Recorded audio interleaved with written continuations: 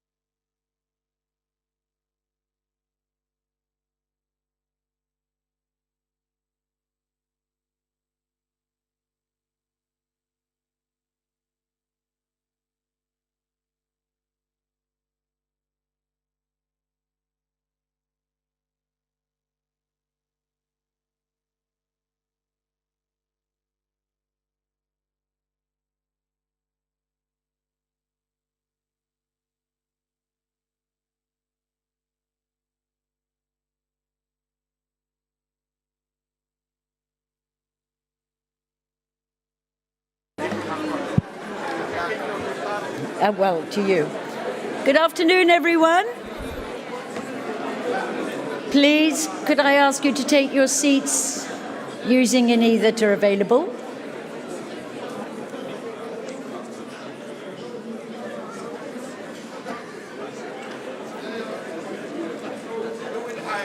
Could I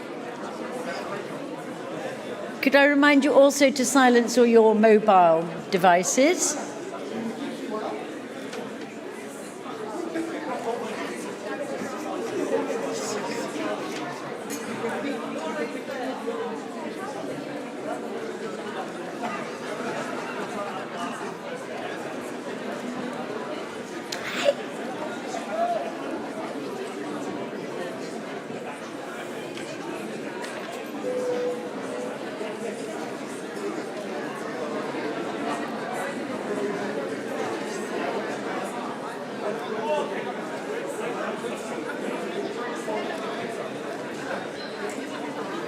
Please take a seat anywhere, just anywhere.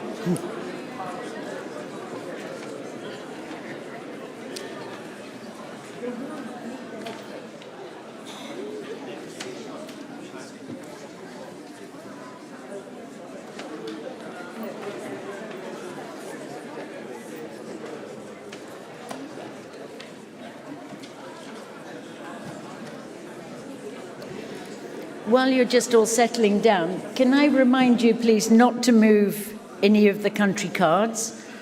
We don't want any diplomatic incident tomorrow.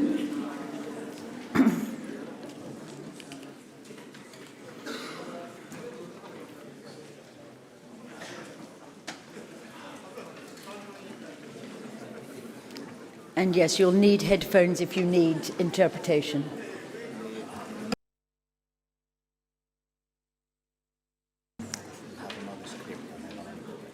Okay.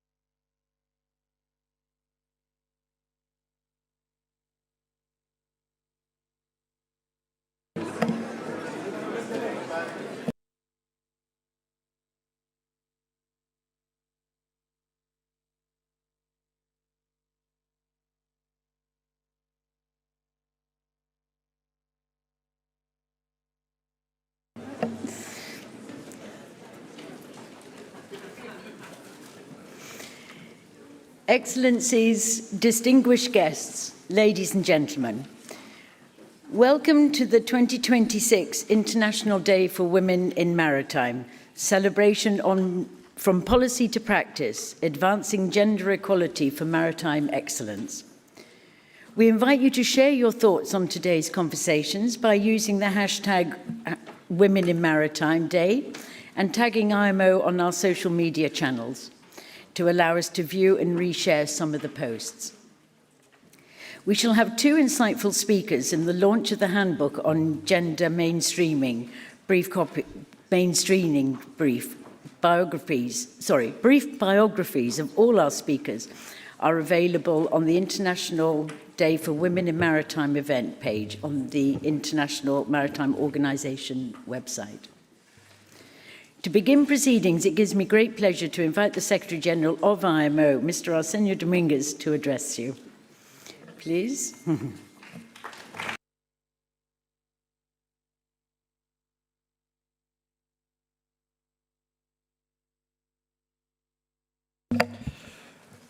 Excelencias, distinguidos delegados. Your Excellencies, distinguished representatives, ladies and gentlemen, welcome to our celebration of International Day for Women in Maritime. And of course, as you've heard, this year we are bringing together with celebration with the theme From Policy to Practice, Advancing Gender Equality for Maritime Excellence. So we've put the two together, and that of course brings us to discuss not just the progress we've made, but also to acknowledge all those areas where we must continue to make progress, and particularly to focus on the tangible results which will verify and show that we are evolving, developing as a maritime sector. Apologies.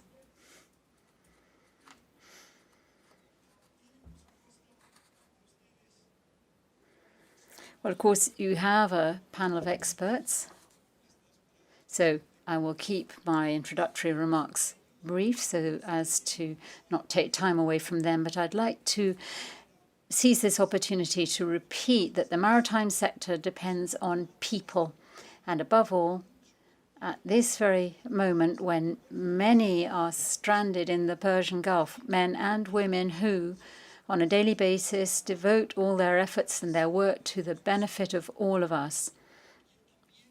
I'd also hope that we can acknowledge that although we are a sector which has historically been operated by men, when I look around this hall, I can see how many women are here, and I think that shows that we are breaking the stigma. What we need to do now is to focus on how we can help and show and boost not just education and training of women in maritime, both on board ships and on shore, but also how we can help them to move ahead so that they can seize those opportunities which are there. And I therefore urge you, whenever you come to this kind of IMO event, bring with you, bring the messages away with you. And then for the rest of the year, until we meet again, campaign and make these efforts for us to take the steps that remain, and they're large steps we must still take, to show that we are indeed serious when it comes to gender inclusivity and equity in the maritime sector. Thank you.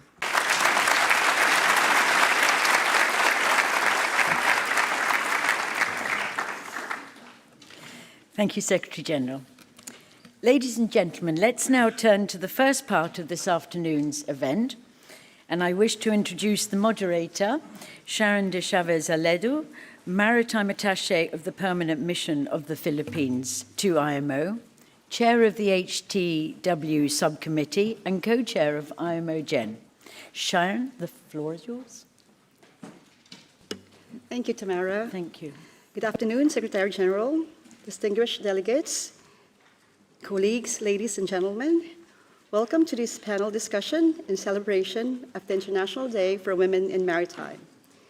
It is my pleasure to moderate today's conversation centered on this year's important theme, from policy to practice, advancing gender equality for maritime excellence. Our discussions this afternoon will explore not only why gender mainstreaming matters, but also how we can move from commitments and policies towards concrete, measurable, and lasting change across the maritime sector. For our first session, it is my deep pleasure to introduce Professor Anna Pietrig from the University of Basel, who will share an expert perspective on why gender mainstreaming matters, challenges and gaps in the maritime sector. Professor Pietrig is widely recognized for her work in maritime law and governance, and we look forward to hearing her insights on the structural and institutional challenges that continue to affect women's participation and advancement in maritime. Professor Pietrig, Anna, you have the floor. Thank you very much, Sharon. Secretary General, Excellencies, dear delegates, dear colleagues, dear all, it's really a great pleasure and honor to speak today on the occasion of the International Day for Women in Maritime. Gender equality is a cause dear to me. We have achieved a great deal, and I'm very thankful to all those who have invested their time, energy, and courage in paving the way towards gender equality, but we are not yet there. I'm quite sure that every woman in this room has a story to share. A moment when she did not feel seen as a woman, when she did not have equal access to opportunities or worse, when she experienced harassment or abuse. Let me begin with a small personal story. At my university, every professor receives an academic gown which is worn on special occasions such as PhD defenses. I was really looking forward to the moment when I would receive mine. But when it finally arrived, the moment was rather sobering. The sleeves reached far beyond my hands, the shoulders sat much too low, and the hat had slipped down almost to my nose. Instead of giving me academic dignity, the gown simply made me look ridiculous.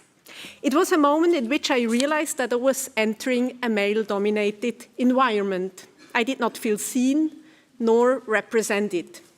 I took the gown to a tailor to have it adjusted to my size at my own expense, and the problem was solved before my first official appearance in the gown, and in the end it was mainly a matter of appearance and comfort. But for a female seafarer who receives a boiler suit and gloves that are too large when she starts service on board, there is no tailor around who can simply solve the problem for her. And unlike an academic gown, personal protective equipment is not about appearance and comfort in the first place, it's about safety. Seafarers face one of the highest risks of workplace injury and death. Personal protective equipment is therefore a first line of defense to keep maritime workers safe while on duty. Take safety gloves. The protective value depends entirely on their being the right size and fit for the individual. When gloves are too large, they can reduce grip, and the excess material at the fingertips can catch in moving machinery, turning protective equipment itself into a safety risk. The fact that personal protective equipment and ships themselves are still mainly designed with male workers in mind is a telling example of the fact that gender equality has not yet been fully realized in the maritime sector. Indeed, not too long ago, the IMO Assembly noted with concern that, I quote, "Barriers and obstacles still exist at every level, and the work towards gender equality remains incomplete and thus should continue to be pursued." And this is where gender mainstreaming comes in. So what does the term gender mainstreaming actually mean, and how does it relate to gender equality? The United Nations defines gender mainstreaming as, I quote, the process of assessing the implications for women and men of any planned action, including legislation, policies, or programs in all areas and at all levels. In very simple terms, gender mainstreaming means putting a special pair of gender glasses or looking through a gender lens at everything we do in our institutions, organizations, companies, or workplaces. Returning to the example of personal protective equipment, gender mainstreaming means we do not start from the assumption that what is safe for men is automatically safe for women, because this is not true. We look at personal protective equipment designed for women with a woman's body and not a man's body in mind. The ultimate goal of gender mainstreaming, that is of systematically using a gender lens, is gender equality. So where are we today in terms of gender equality in the maritime sector? Today we are celebrating. We are celebrating women in maritime, and we are recognizing their contribution to the maritime sector. And there are indeed reasons to celebrate.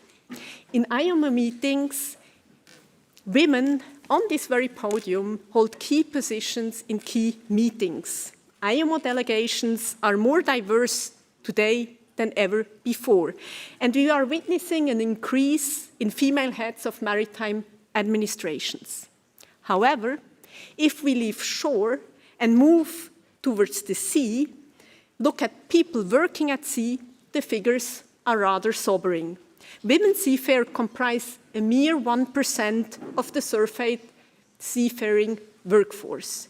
And on board ships, the further we move towards the operational core of the ship, from the deck to the engine room, the percentage of women drops again. There are far fewer women in engine positions compared to women in deck positions.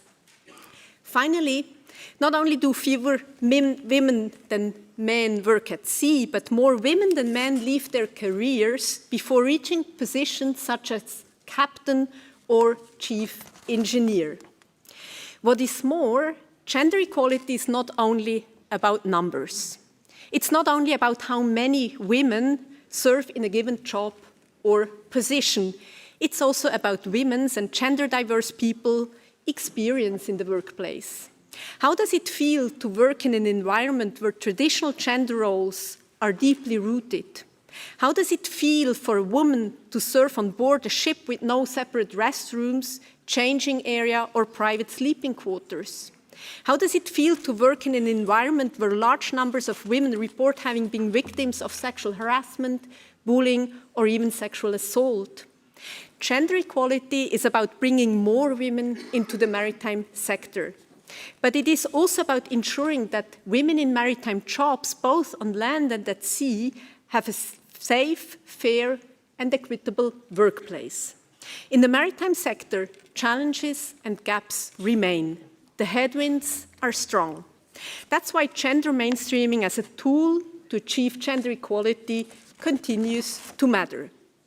But how do we move from policy to practice to pick up the World Maritime Day theme of this and next year when it comes to gender mainstreaming? One challenge is that gender mainstreaming is a very general concept. It is neutral as to the specific context in which it is applied. It will therefore only be effective if the universal language of gender mainstreaming is translated and tailored to a specific sector. The work context on board a ship has many peculiarities that workplaces on land do not have. A ship is not only a place of work, it is a place of living. Seafarers spend extended periods of time in a confined space, often with limited connection to the outside world. And depending on the type of ship and job performed, seafarers may engage in hazardous activity. So there is a need to customize gender mainstreaming so that it focuses on the unique sectoral characteristics of the maritime sector. For example, very specific questions need to be asked about protective personal equipment. Is a helmet secure when a woman ties her hair back? Is a boiler suit compatible with women's toilets needs or menstrual hygiene needs? To move from policy to practice, gender mainstreaming must be tailored to the maritime context, and it must be detailed. Here, Professor Momoko Kitada has made a decisive contribution by authoring the Handbook on Gender Mainstreaming in the Maritime Sector, which she will present to us shortly. Thank you, Momoko, for this important work. Let me conclude. Gender equality is not just a women's issue. Improving the experience of women on board will improve occupational health, safety, and well-being for all seafarers, regardless of gender. And gender equality in the maritime sector is not only a concern for those working in the maritime. This pen, this paper, and the microphone I'm using were in all likelihood transported at sea, as part of the 90% of global goods traded by sea made possible to the hard work of seafarers. We therefore all have a high stake in a competent, resilient, and sustainable maritime workforce. And the more diverse this maritime workforce is, the more competent, safe, resilient, and sustainable it will be. What is more, constitutions across the globe guarantee gender equality, as do a variety of regional and international human rights instruments. Gender equality is therefore not merely a moral imperative, nor is it just a political commitment as reflected in the UN Sustainable Development Goal 5. Gender equality is a right, a human right. Thank you very much and happy celebrations.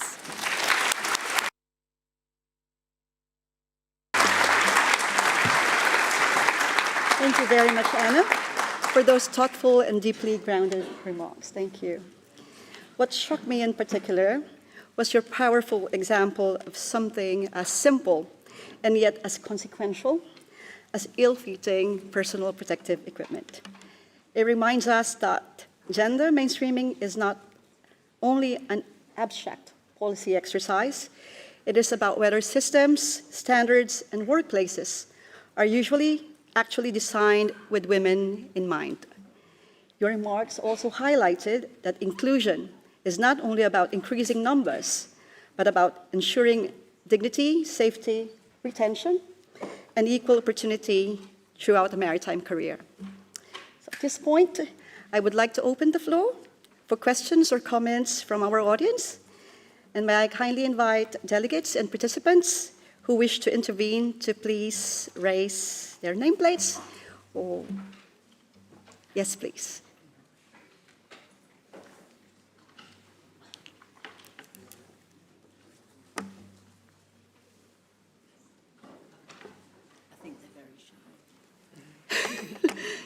Is everybody being very shy?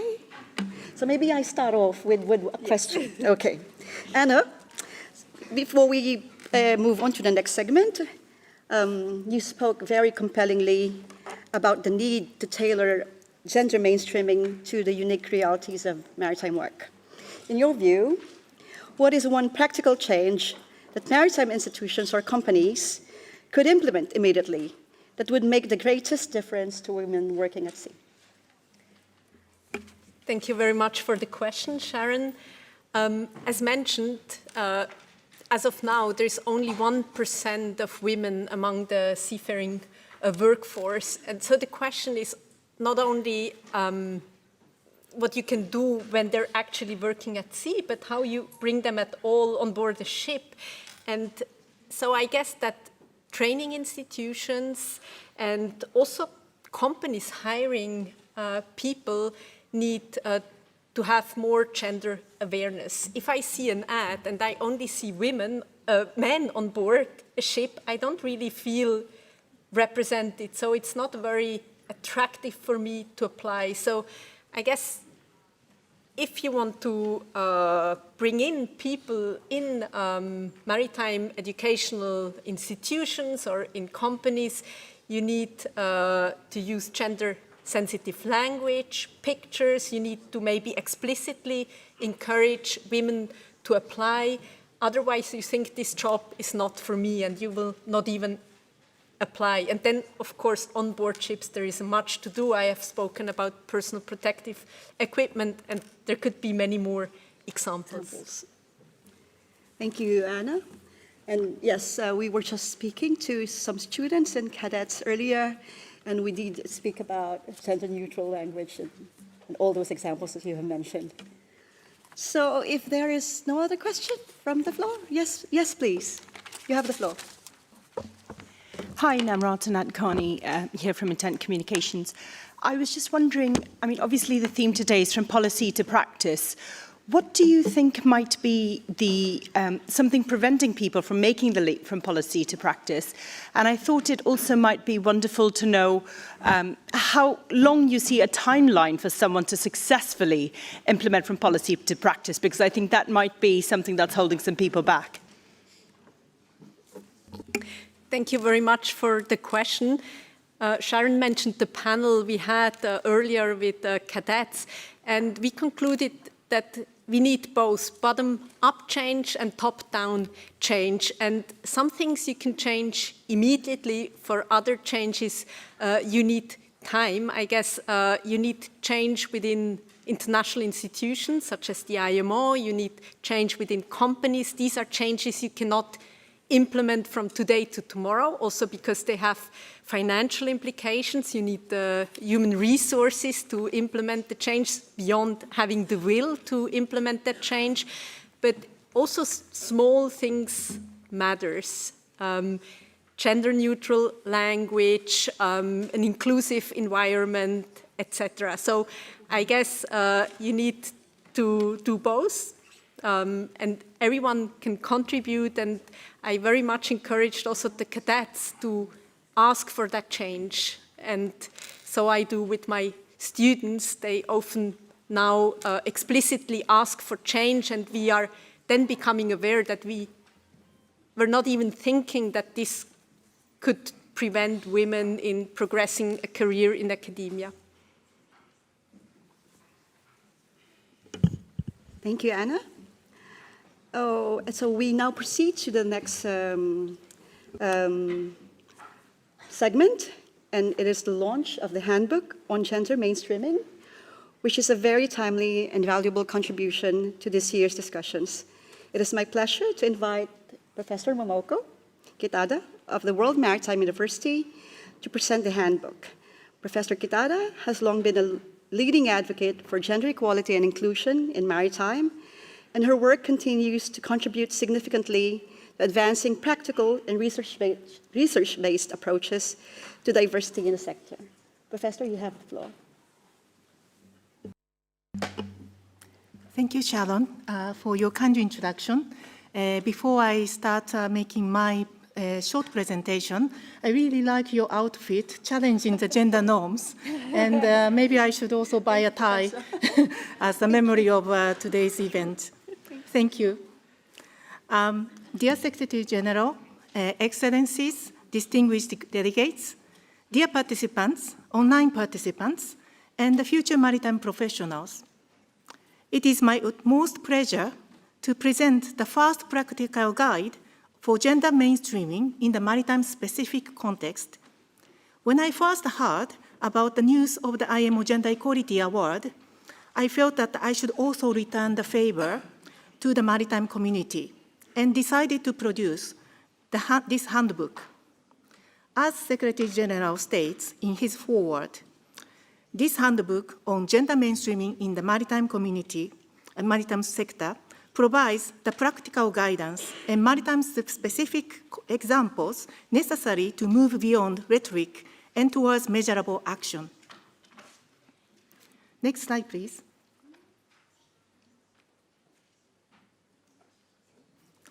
Okay, so this infographic presents a gender mainstreaming framework by reflecting 5 common challenges or barriers to maritime women based on the literature and research.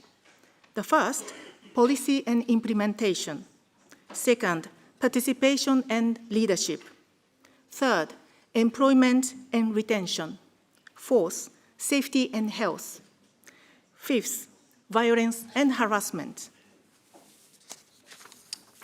In order to address these common barriers, gender mainstreaming is an effective strategy and methodology in various maritime organizations to critically analyze the existing gaps through gender lens, incorporate gender perspectives, and remove gender-based biases, which ensures maritime professions are attractive and sustainable. Next slide, please. In this infographic, I would like to highlight 4 important dimensions of gender mainstreaming as a strategy, process, methodology, and everyone's benefit. Gender mainstreaming is an organizational strategy, but it is not a document on the shelf. Gender mainstreaming requires leadership to implement it, and the whole process from policy to practice is gender mainstreaming. No matter which role and level we are in the organization, we can exercise gender mainstreaming in each large or small capacity. Gender mainstreaming is also a methodology to actively use by maritime stakeholders. Finally, gender mainstreaming benefits everyone, allowing us to move beyond seeing women and men as a homogeneous group and instead acknowledging the diverse needs and interests and ensuring that all policies and actions benefit everyone equitably. Next slide, please. This figure shows how our past without gender mainstreaming led to the current status quo. It also poses a question which direction we, the maritime community, wish to move towards the future we want. Either a business as usual scenario, which looks pretty much similar to what we have today, or more sustainable, resilient, innovative, equitable, and transformative future with gender mainstreaming. This figure is limited to describe the numbers of gender diversity, but the more inclusive and collaborative work environment will increase collective safety at sea. Next slide, please. How can we use gender mainstreaming? In this handbook, I showed a simplified flowchart starting with gender analysis, development of gender equality action plan, and monitoring and evaluation. Detailed instructions and reference tools, such as guiding questions and templates, are provided in the handbook. Next slide, please.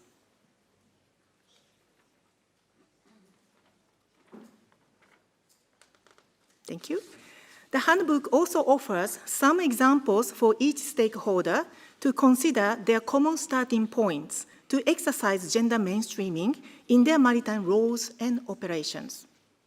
Let's take a look at the examples for maritime administrations because we have a lot of maritime administrations today.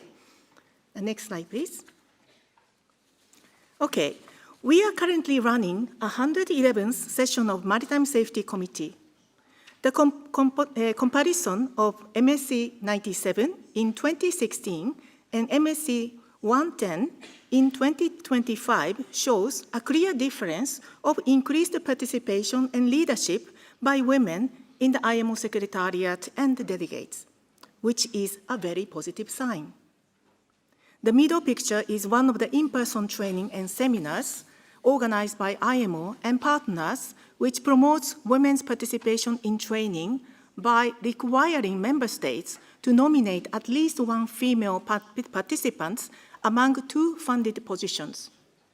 Equal training opportunities for women and men are a very effective measure, which aligns to Goal 2 of the IMO Secretariat Gender Equality Strategy to exercise gender mainstreaming into programming, planning, and to ensure proactive steps to address disparities and promote equitable outcomes.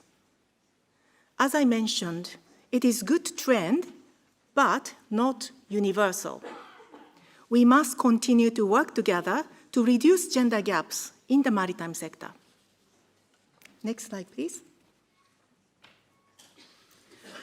This is another quick example for manufacturers to exercise gender mainstreaming of personal protective equipment at sea. As Professor Anna mentioned, what is safe for men is not necessarily what is safe for women.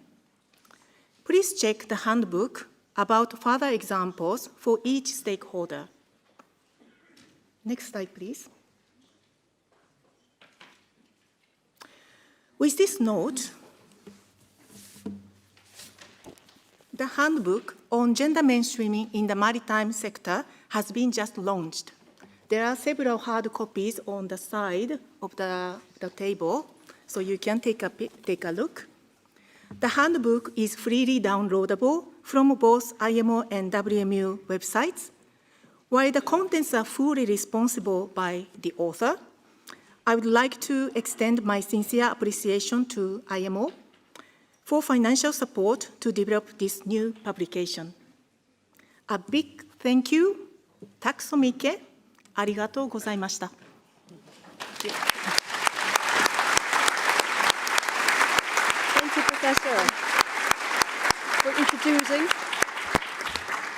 Thank you, Professor, for introducing this important handbook.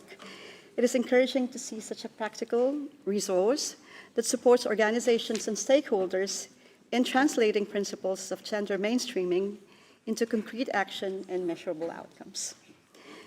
What stands out in your presentation is the clear message that gender mainstreaming is not merely a policy exercise or a standalone initiative, but a practical and continuous process that must be embedded into leadership, decision-making, workplace culture, and everyday operations across the maritime sector.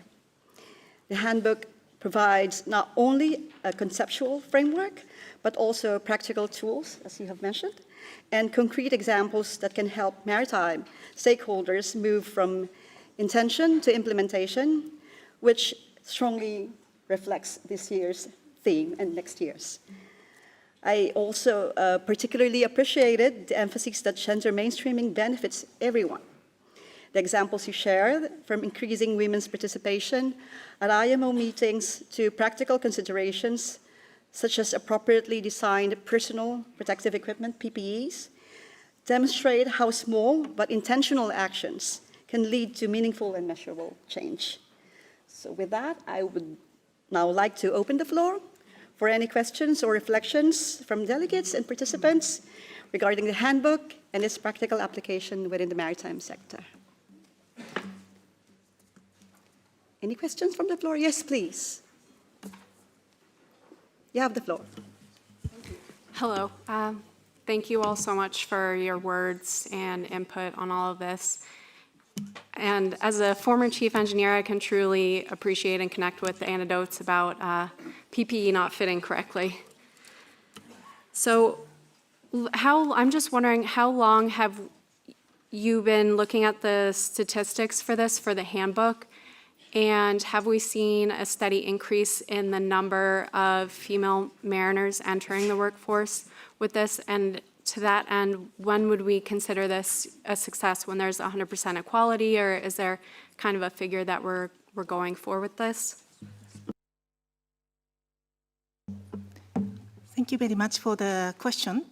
I would say that, of course, the handbook used some of the statistics and research and very much tailored for the maritime sector, specific examples and applications.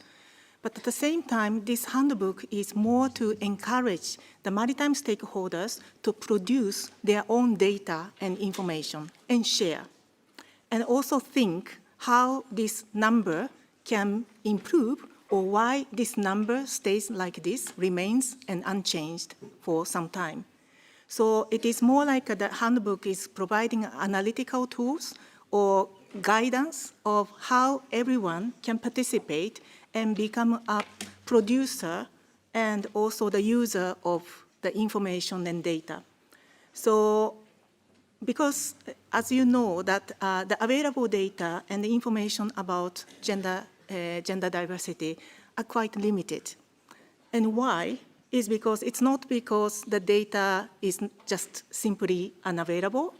Maybe this is because we don't try to create it, or we don't try to use it.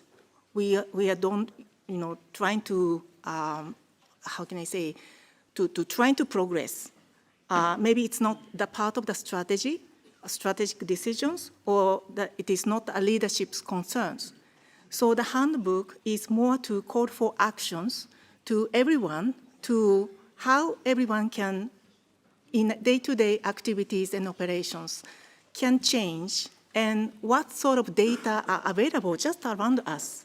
Because we see that the kind of very little change over the years, and we need to question now, and we need the data, and we need to really see the targets, that where we want to go.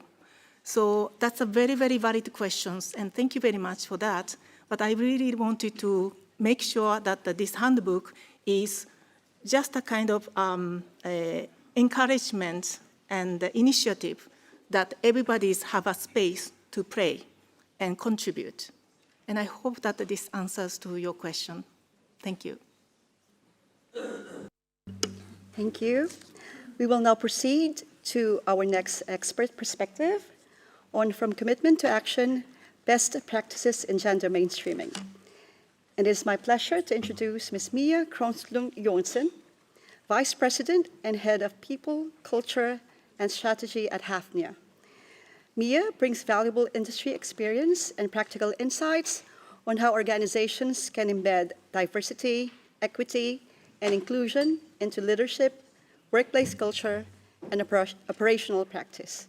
So we look forward to hearing examples of how industry commitments can be translated into meaningful and sustainable action. Mia, you have the floor. Thank you. Thank you, Sharon. Dear Secretary General, Excellency, distinguished delegates, thank you for the invitation for today's event, but even more importantly, thank you for taking the day to celebrate this International Day for Women in Maritime. As introduced, my name is Mia Kronslund-Jonsson. I'm here representing Hafnia as the Vice President, Head of People, Culture and Strategy. And I would like to present the view of the commercial business and some practical experiences and lessons learned from the industry in driving the change. If we move to the first slide, maybe I'll just start off with a small introduction on Hafnia. Hafnia is a ship owner and commercial operator. We operate close to 200 product and chemical tankers and employ close to 5,000 people both at sea and onshore. That includes more than 30 different nationalities, but the figure I'd like to zoom in on today is that 12% of these seafarers are women. But I'll be honest with you, that hasn't always been the case. When the IMO in 2019 released their report saying 1.2% and later in 2025 1% of the seafaring population being women, those figures were also close to what we were seeing. But we said that we needed to challenge that, not from a compliance perspective, not from an external pressure perspective, but we wanted to expand the talent pool. If we move to the next slide. Which leads me to the topic and the theme of today, from policy to practice, because what does it actually take to drive this change? And this isn't to say that this is the only way forward or the list is exhaustive, but this is how we worked with the agenda. And we didn't do everything at once. We started in the small and kept on building on. A lot of small things add up to progress. But just to highlight a few, we put in place a strong governance and sponsorship, so strong support from our CEO, a governance with committees and working groups, making sure that diversity, inclusion, belonging, and equity is not only for the passionate few, but is actually integrated in how we work. It's part of the job descriptions. We've also made a change in policies. We revised policies. We've included gender neutral and inclusive language. We've added on policies, and we've strengthened some of our policies. And then to the operational side, which Professor Anna also touched upon, we've also introduced PPE that actually fit women. We've introduced a medical chest which actually has medications that women need when they're on board. Then there's the leadership alignment. We strongly believe that there's a correlation between leadership and inclusivity. So we've introduced leadership programs both at sea and onshore to align on this aspect. Then there's data and accountability. I think we've all heard the phrase, what gets measured gets done. And that's why we've started to collect data early on, also making sure that we actually have data we can rely on and use. So even having one data set is better than having none. And lastly, it's listening. It's actually listening to the voices out there. So having different groups, we have a seafaring board, we have think tanks where we ask for opinions, but also mentoring programs and advisory briefings are some of the initiatives we've seen work. If we move to the next slide, we've also introduced what we have referred to as the Hafnia Culture Lab, because having 12% female representation, you could either divide these very capable women across the fleet, or you could do as we chose to do, target specific ships. So it wasn't to have a fully crewed female ship, because that wouldn't increase diversity. That would just be in the opposite direction. We wanted to replicate how the world actually looks, so we decided to do ships with a 50-50% gender diversity. We also acknowledged that it was going to take time, so we needed a longer period of time and independent researchers. So we engaged with the University of Southern Denmark to ensure that we had some independent research that could help us learn more. We're still on a learning journey. I think we all are. I don't think anyone has perfected this yet.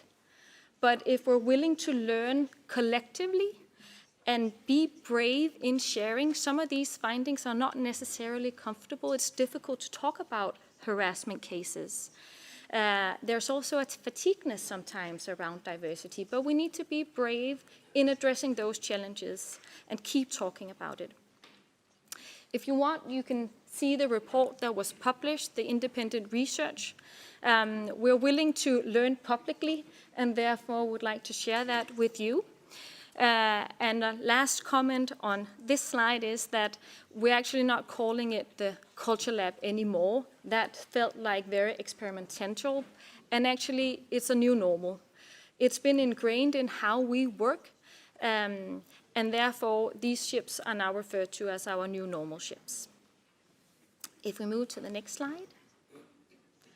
A few closing remarks. This industry needs to evolve in many different aspects, and I can only encourage that we do that collectively. That ship owners, regulators, training institution, organization, and leaders work together. Before ending my presentation, I would like to share a short video with you, which shows Hafnia's stance on diversity, which is very much centered around the future of maritime and the collective approach that we believe we must have. So thank you very much.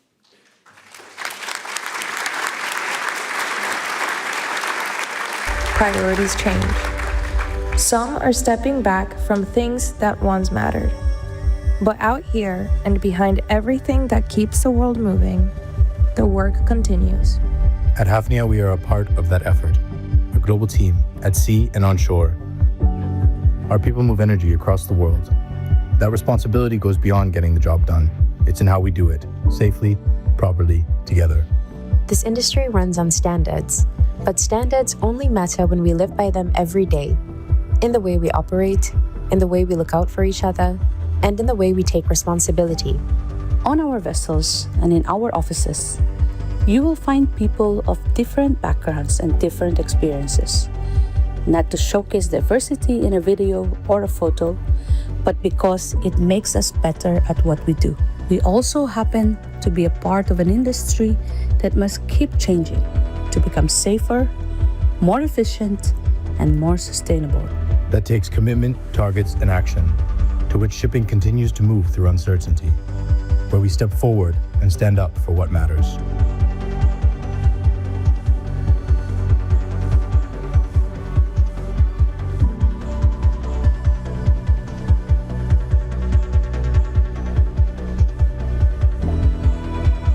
We are Hafnia.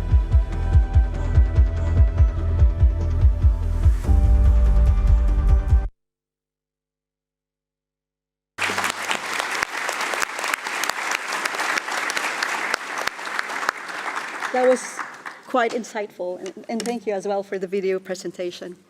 Your discussion highlighted not only the progress being made in advancing DIBE, diversity, inclusion, belonging, and equity within the maritime sector, but also the importance of sustained institutional commitment to create meaningful opportunities for women both at sea and ashore. It was particularly encouraging to hear that emphasis on leadership accountability, mentoring, and creating workplace cultures where women feel empowered to contribute and thrive.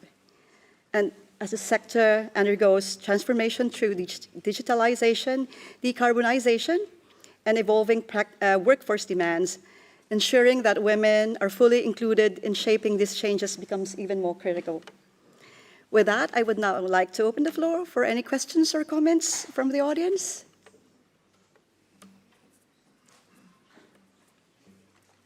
Any questions? Yes, Secretary General.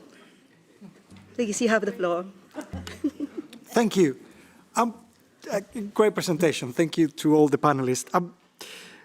When you talked about the policy and operational measures that have introduced in order to increase to a 12% of women seafarers on board the ships, they all seem very logical, and we've been repeating them over and over for many years. Parental leave, PPE, better accommodation.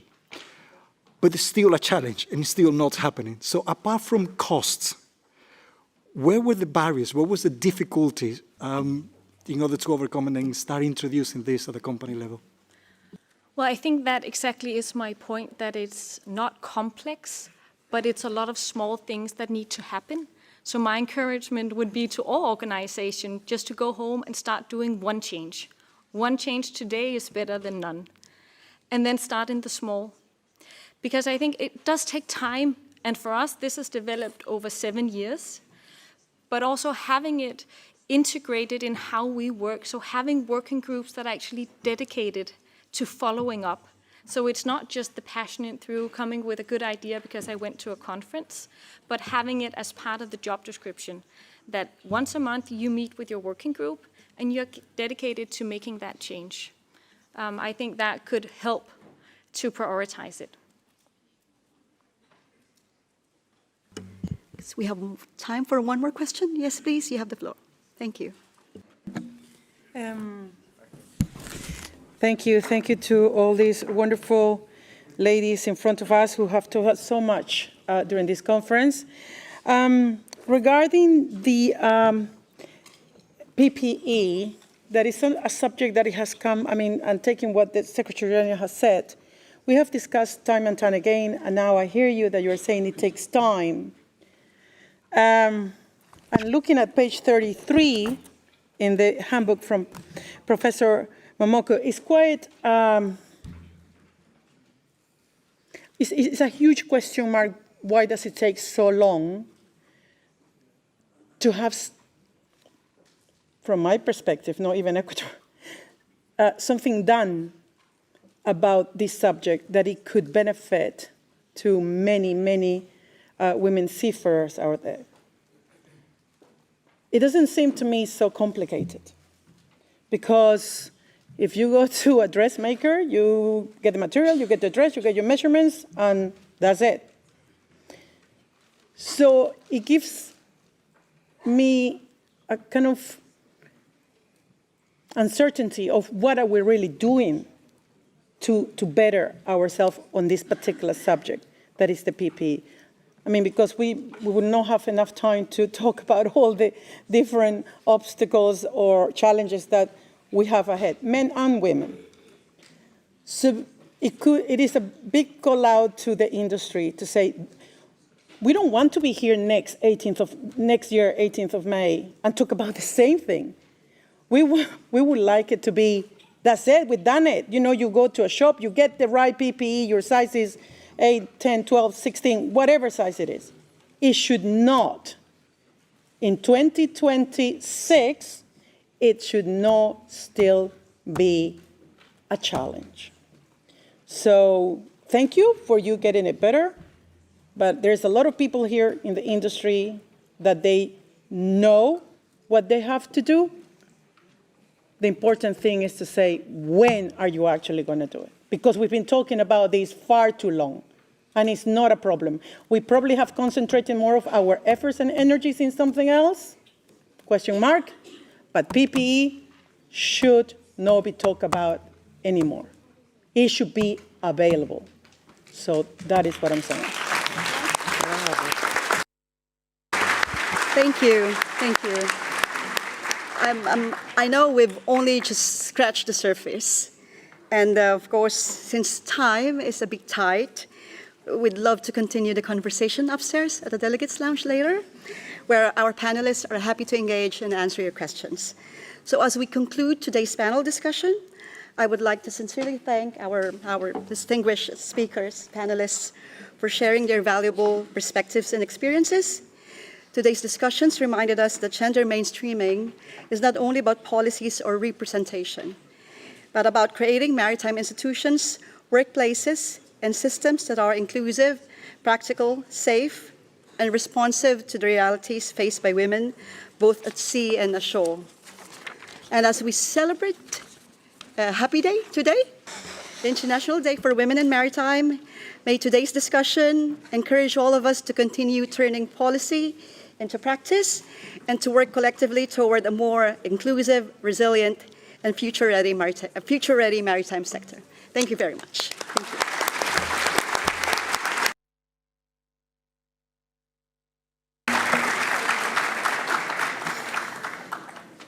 Thank you all for joining us today and presenting with such a thought-provoking conversation. And it's now time for us to move to the last part of the event, the IMO Gender Equality Award ceremony. We will just prepare the podium.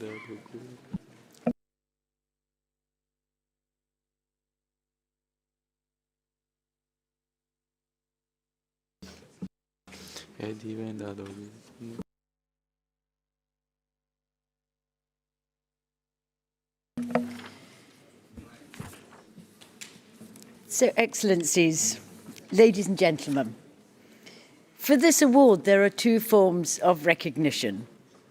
Letters of commendation that have been sent to those nominees who were judged by the assessment panel to deserve special recognition for their significant contributions to advancing gender equality and the empowerment of women in the maritime sector.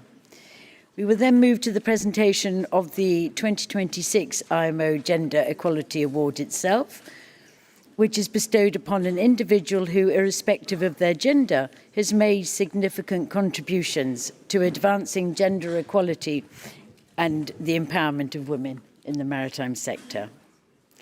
We would like to recognise and give recognition to the members of the assessment panel for their time and dedication given to the most difficult task of assessing all the nominations and recommending to the Council which person nominated for the award should be honoured.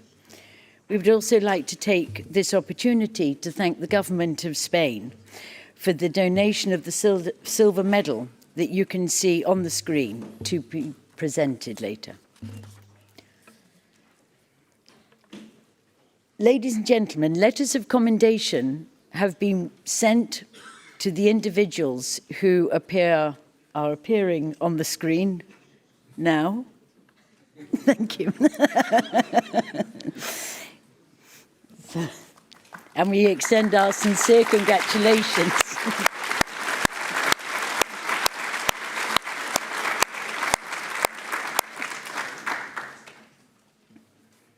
And we extend our sincere congratulations to them and thank the nominating entities.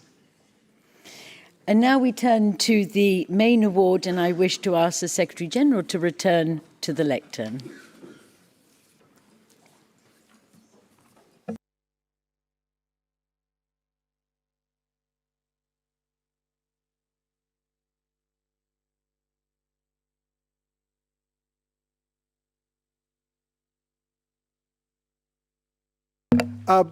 Muchas gracias. Intérpretes, unos 5 minutos. Yes, of course. Sí. Claro que sí. Claro que sí. Of course, sir. Yes, 10, fine. You've already heard directly from this year's recipient of the 2026 IMO Gender Equality Award, Professor Momoko Kitada of Japan. She is actually a former seafarer, has experience at sea.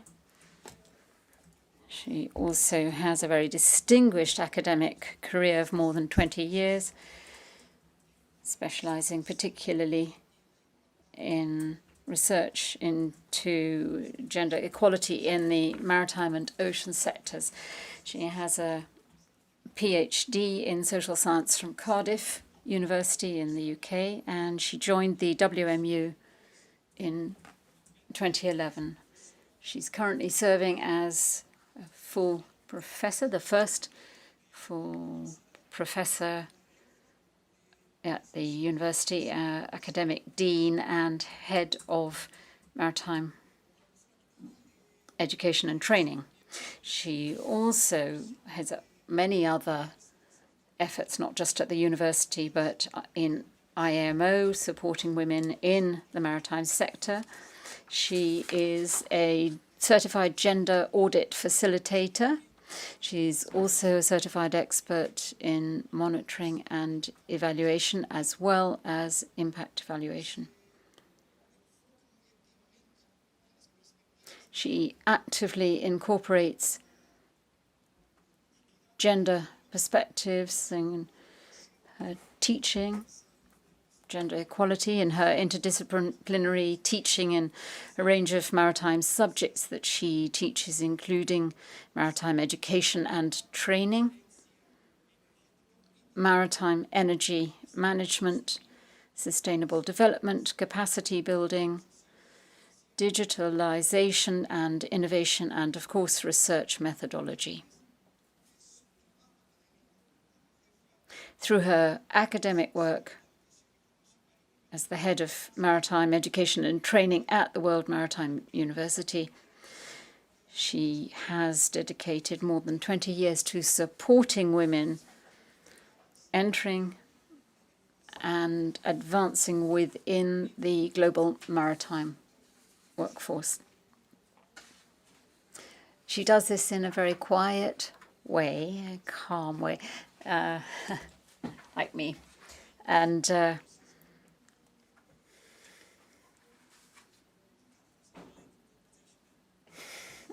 was a late response.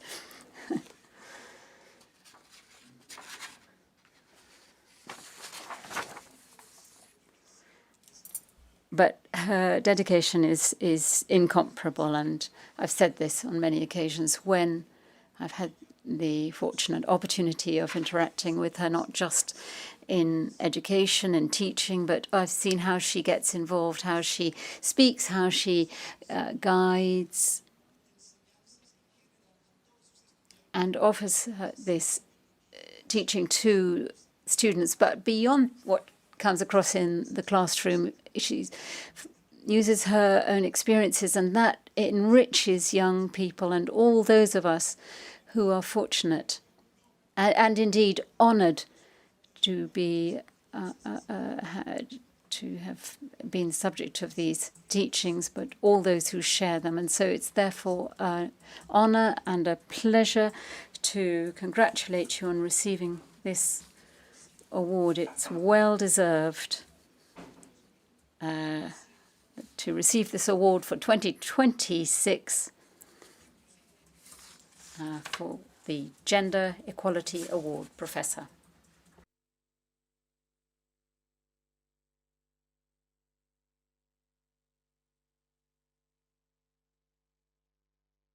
Bravi, bravi.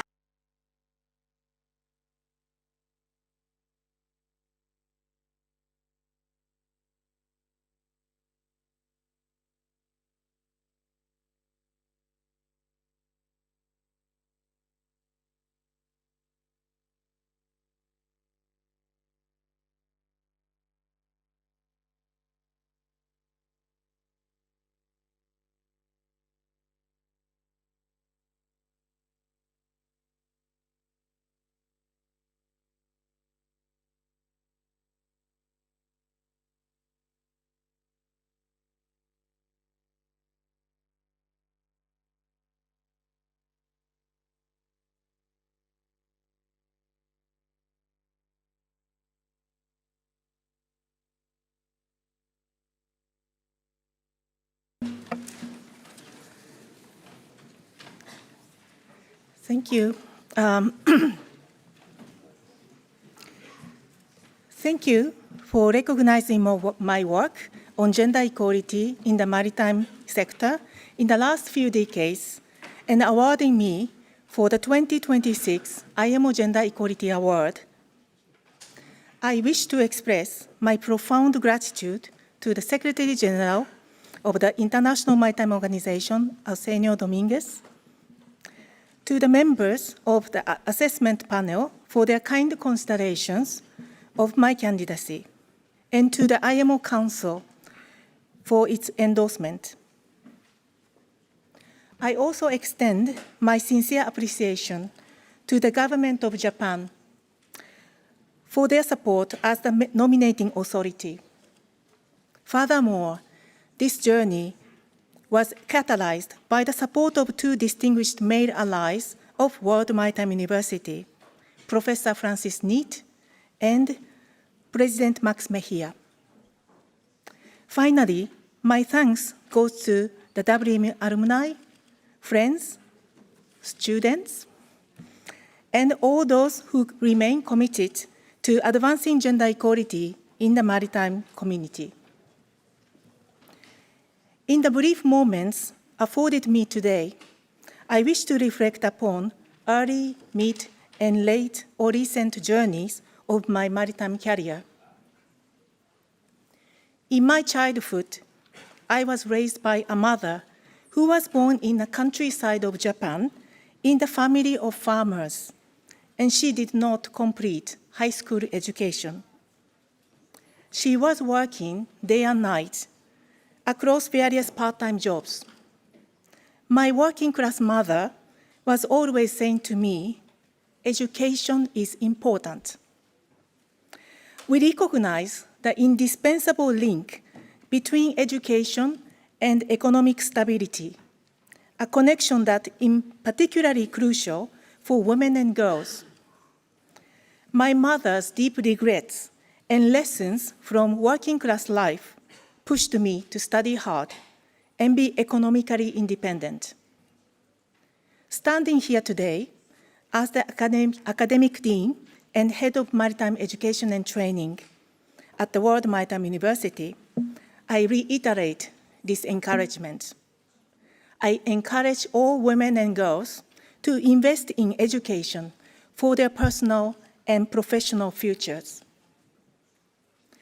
Transitioning to my mid-20s, I discovered there is an interesting university which offers maritime sciences to become a seafarer.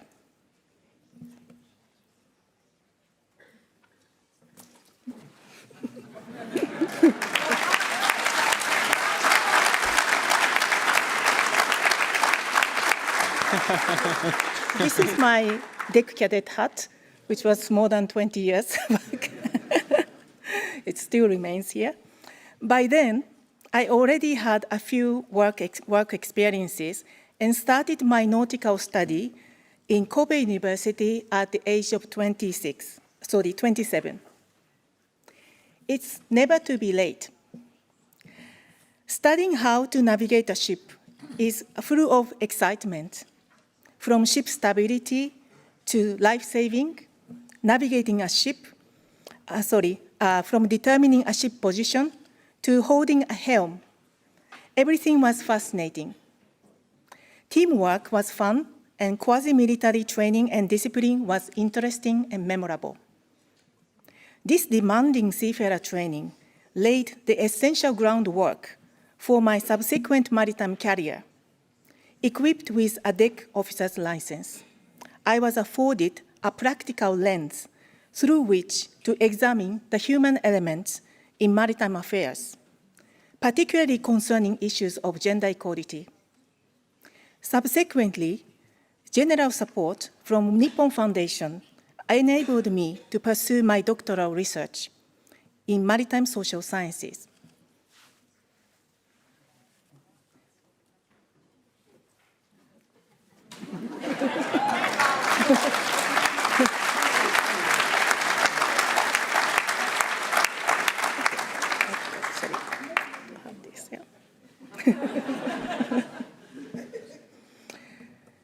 So as a result, the interdisciplinary foundation in both natural and social sciences, which are inherently complementary, provided me with a unique and strategic advantage.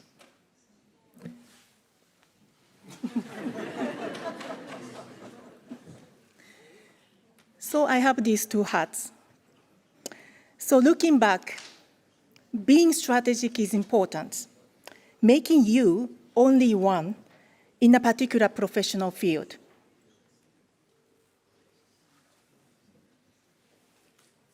Now, in my 50s, I hold the position of full professor and at the World Maritime University, having recently appointed academic dean.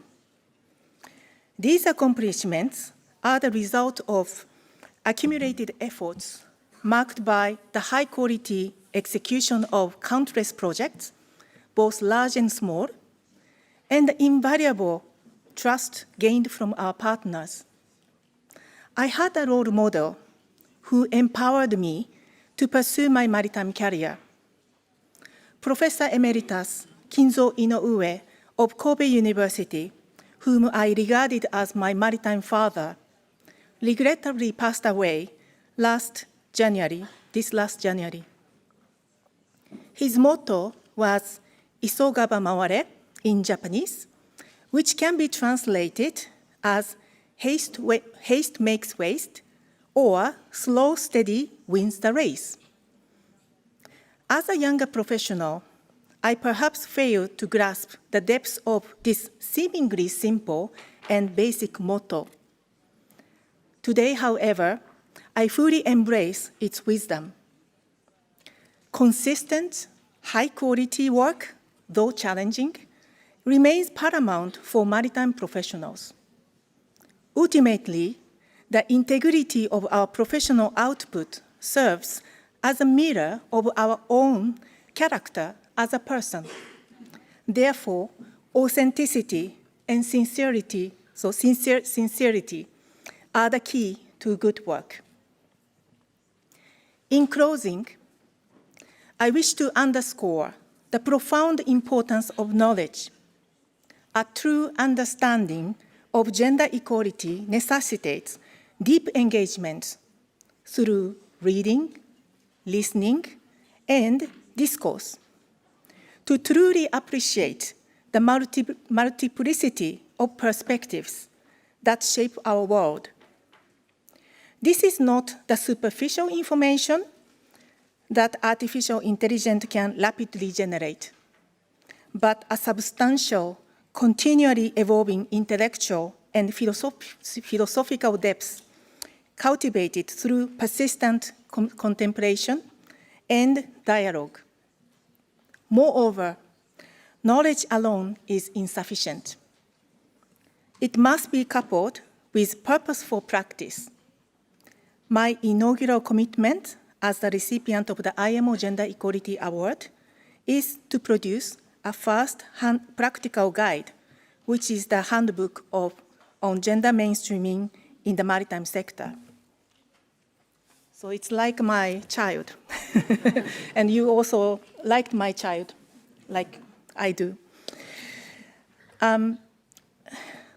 So I earnestly invite you to join me as dedicated practitioners of gender mainstreaming, so that together we can forge a maritime community that is fundamentally more resilient, equitable, inclusive, innovative, and sustainable. Thank you very much.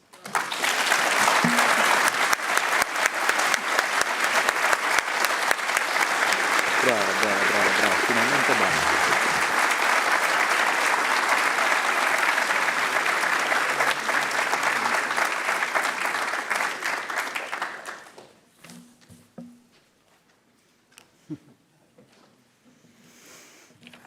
Ladies and gentlemen, this brings us to the conclusion of the event.